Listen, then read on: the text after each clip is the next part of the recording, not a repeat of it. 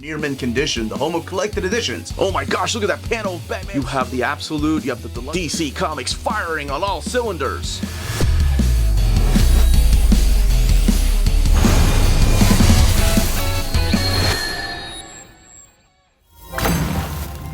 Hey, all you minties, Uncanny Omar here from Near Mint Condition, the home of collected editions. And join me today for my overview of the Suicide Squad, the new 52 Omnibus from DC Comics. So, let's go ahead and get started.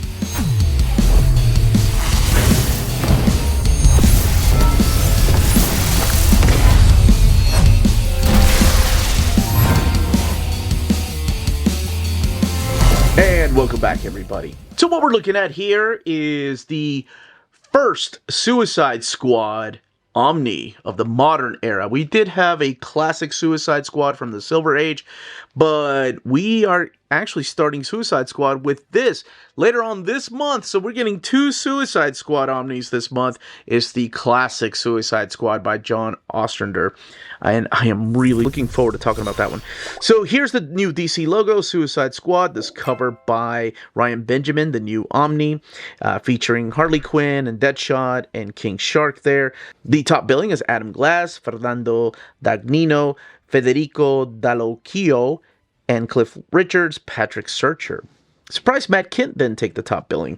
And then the spine of the book. Funny enough, this was supposed to be the cover. That's what placeholders I'm showing is this right here, this image. Suicide Squad, the new 52 Omnibus, and the DC logo.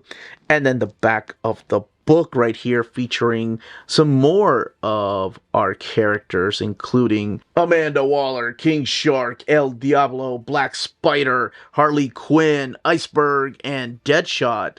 So this is, again, the incarnation during the New 52 era. So underneath the dust jacket, actually, let's look at the flaps first. We do have, actually tell you who these characters are. And these are done by different artists from the covers. Although Amanda Waller's showing up twice, or the other characters too, by different artists. Oh, because it's the front and then the back. And the spine, looking a little bit different. Suicide Squad, the new 52 Omni, compared to this right here. The DC logo looking the same. It looks like blood splattered everywhere. Alright, we are going to crack this Omni open and talk about the stories found in here. And talk about this incarnation of the Suicide Squad. And it fits connected to the one that's coming out later this month, the John Ostrander Suicide Squad. Alright, let's go ahead and open this Omni up. It's blood splatter again, Suicide Squad, the new 52 Omni. And here are the credits for everyone that worked on the book. The writers up here, the artists, colorists, letterers. So Dan Abnett, Amanda Conner, Matt Kent, joining Adam Glass with others as the writers, Fernando Dagnino, Federico Dallocchio, Cliff Richards, and Patrick Searcher. Here, taking the top billing for the artists, and Brad Anderson, Blonde, Jeremy Cox, Andrew Dahlhaus, the colorists, and Sal Cipriano, Taylor Esposito, and Jerry K. Fletcher for the letterers, as well as others. You do have a table of contents, and yes, there are page numbers. And we kick it off with Suicide Squad number 1, right there. That came out in November of 2011. So they tell you the title of what that chapter is called, as well as when it originally came out and what page you are going to find it in. So collected in here is Batman 13, Detective Comics 232, Justice League of America 71, Resurrection Man number 9, Secret Origins number 4, Suicide Squad 0 through 30, and Suicide Squad Amanda Waller. And the Amanda Waller is actually right here, and Detective Comics and Justice League of America 7.1 and 23.2. Did I say 232? Those are the villains issue, so they will focus on Harley Quinn and the Deadshot, and then Harley Quinn down here in Secret Origins number 4. So kicking it off with issue number 1 right here. Now, this is a brand new world. This is a brand new universe. So this is technically the first appearance of the Suicide Squad. This is the first appearance of this Harley Quinn. This is the first appearance of this Deadshot, El Diablo, and King Shark. So that is something to keep in mind. It's a new universe when the DC universe was rebooted after Flashpoint. So in here, we do find our squad being tortured. We see one of them just laying on the floor, and that is Black Spider. We see King Shark being tortured, Deadshot being tortured, Harley Quinn, Voltiek, and Savant are all being tortured here. And we have a little bit of a flashback as to what kind of got them in problems with the law to begin with. And you get to know a little bit about Harley Quinn. Harley Quinn, again, looking a little bit different because, remember, she looked like her Batman the Animated Series counterpart in the regular universe. But here, you get to see them talk about the formation of this team, and what they're being tortured for is information as to who is the person that put the team together, who sent this team of Suicide Squad after this group of people that look like poor man's versions of Scarecrow. As a matter of fact, that's what they called. But it was only a test. That's right. So the people that pass the test will become the Suicide Squad. And immediately after the test, they get thrown into a stadium where their real first mission begins. So all of them being led by Deadshot. Amanda Waller put the team together, and Deadshot is now leading them here on their first mission. And the first mission is they go to this stadium, and I think this is in... No, it's before the Gotham storyline, where people are being infected. So it looks like some kind of zombie outbreak. And their mission is to go and retrieve this baby that seems to be immune to this virus that is going around. Now, they're not the only ones that are after the baby, because there's also the character of Mad Dog that shows up, tries to kill everybody and take the baby for himself. Now, there's lots of twists and turns here as to what ends up happening with the team and how they work together, because whenever you have these group of criminals that are put together and forced to work for Amanda Waller and the government, are any of them going to be able to be trusted, or are they just going to be a bunch of wild cards? And if you're wondering how exactly Amanda Waller is able to control them and make them do whatever she wants, besides, of course, promising them freedom or just reducing their sentences, they do have ticking time bombs behind their necks, which is something that has appeared in the movies. So that's what the first storyline is this virus that is going around, and all the Suicide Squad learning to work together while learning to also trust each other. Lots of twists and turns through here, by the way. You never know who to trust. You never know what is real and what isn't. And it becomes a game almost in your head of like, wait, is that character really dead? Or is Amanda Waller playing somebody? Or is she 3 steps ahead of the game?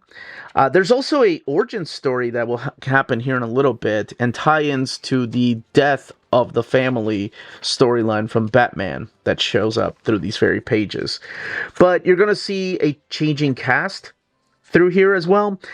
The Suicide Squad that first shows up is, for the most part, some of the members will stay there, but then you'll get new members. This is also during the time when Harley Quinn finds out that perhaps the Joker is dead, killed in the pages of Detective Comics, and his face has been ripped off. So there's all these things that are happening through these particular issues, and new members that come in with their own psychological problems and their own just luggage of all these issues that they have. So yes, it's very similar to what we've seen in the past with something like Secret 6. But this time around, it's got a lot of mature themes. Like, there's a lot of deaths through here. And twists and turns that I honestly forgot about, because I had these in trade paperback when they were coming out. Now, the entire series is collected in here. All 30 issues of the Suicide Squad are collected in here, including issue number 0. And issue number 0 is actually the formation of the team, how Amanda Waller got involved and how she started picking out each and every one of the members, including her own backstory of how she survived this plane crash. Now, we do have some returning characters from previous incarnations of the Suicide Squad, like Captain Boomerang there.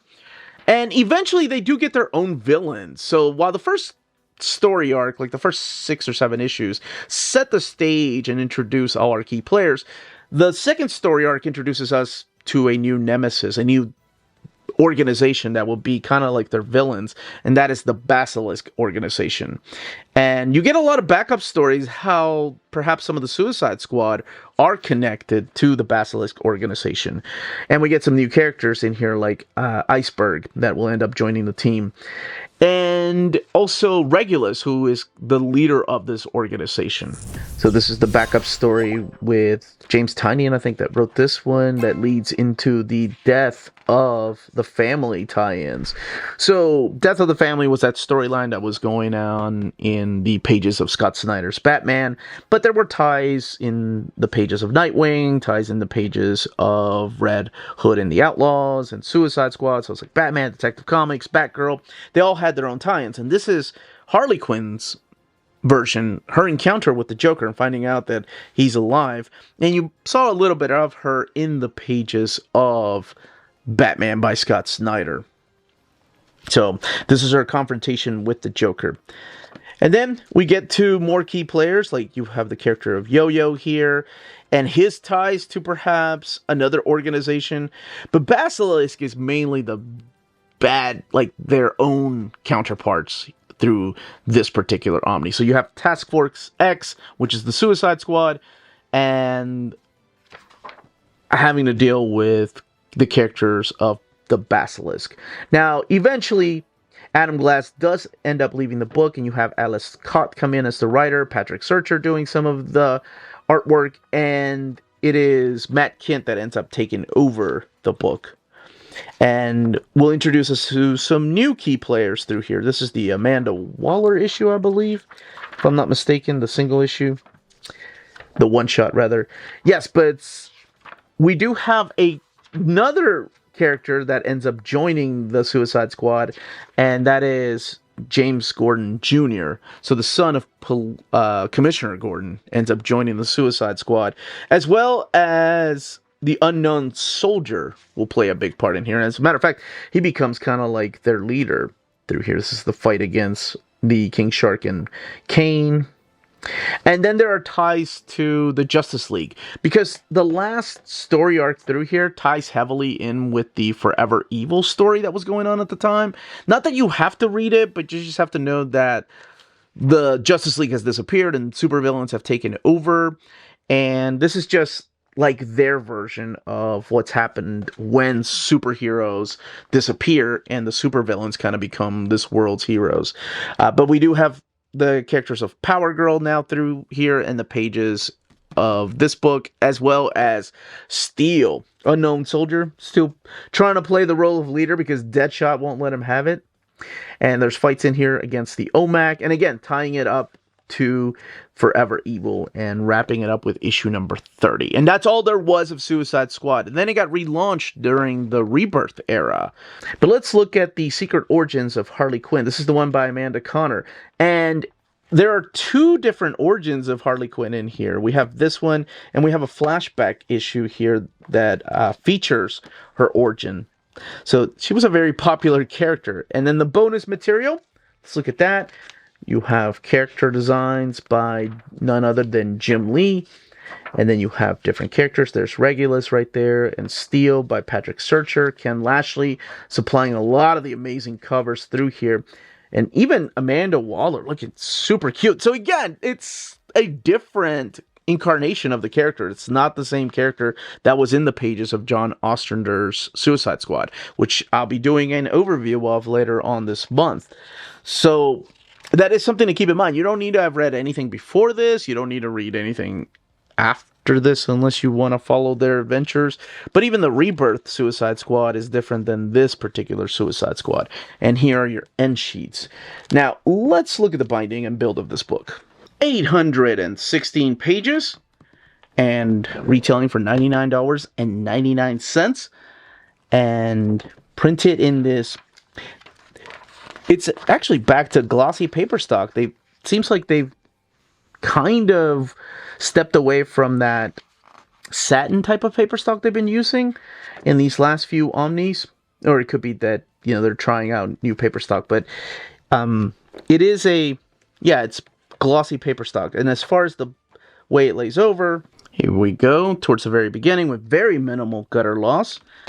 And then There's no spread pages, but just towards the back. So, this is the Suicide Squad from the New 52. Find out who falls in love, what relationships get started, who lives, who dies, who gets eaten, and who ends up betraying the team. Is it more than one person? And can you really trust Amanda Waller, as cute as she's looking during the New 52 era? Especially when Ken Lashley's drawing those covers. My goodness. I thought it was a different character. I really thought it was somebody like Lynx when I first saw that picture right there. Anyway, that is it. That, as they say, is that. If you're interested in purchasing this omnibus, don't forget to check out our sponsor, cheapgraphicnovels.com, your online home for graphic novels and collected editions up to 50% off cover price. They have excellent shipping and prompt and helpful service. Check out their bargain deals for up to 90% off cover price. And don't forget that CGN also takes pre-orders. That way you don't miss out on the hottest releases. And they are currently running a special promotion for you Minties. If you're a first-time customer, after receiving your order confirmation email, reply back to that email and let them know Near Mint Condition sent you their way. They will then apply a free shipping promotional credit to your next order in the US. Cheap Graphic Novels, your source for the hottest books with the kind of deep discount, quality shipping, and customer service that will keep you coming back for more. And that was the page count, the content, and build of this Omni. In the comments down below, let me know if you picked it up, if you are waiting for the John Ostrander Suicide Squad Omni, or if this is the Suicide Squad that you got into before there was the movies, of course. And if you have any questions, leave those down below. Don't forget to smash that like button on the way out. Everyone, stay healthy and safe out there. Much love.